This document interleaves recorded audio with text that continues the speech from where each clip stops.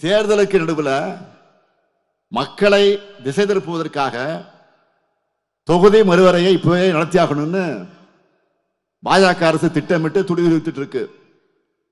இந்திய அரசியலையே மாற்றி அமைக்க போகிற மிகப்பெரிய அரசியலமைப்பு சட்ட திருத்தம் இது. ஆனா இது எப்படி பண்ண போறாங்க, என்ன திருத்தம் பண்ண போறாங்க?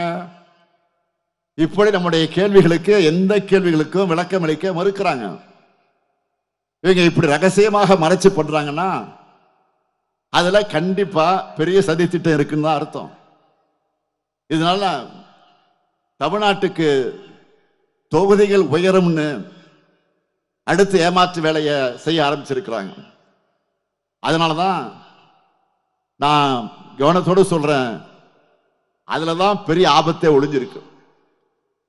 ஆற்காடுல இருந்து எத்தனை பேர் வந்திருக்கீங்க?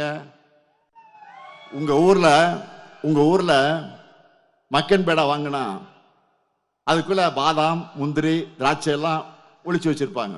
கரெக்டா?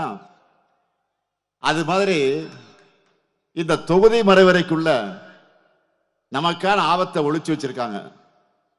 எப்படி சொல்றேன்னு நல்லா கவனிங்க. தமிழ்நாட்டை விட உத்தரப்பிரதேசத்துக்கு இப்போ 41 தொகுதி அதிகமா இருக்கு. நல்லா கவனிங்க.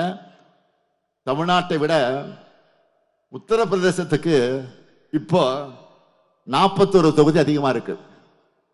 இதுவே பாஜக அரசு தொகுதி மறுவரையை கொண்டு வந்துட்டா இந்த வித்தியாசம் 61 உயர்ந்துடும்.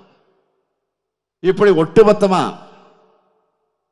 தென் மாநிலங்களும் வட மாநிலங்களுக்கும் மாநிலங்களுக்குமான இடைவெளியை அதிகரித்து இது மூலமா நாடாளுமன்றத்தில் நம்முடைய குரலை நசுக்க பார்க்கிறாங்க.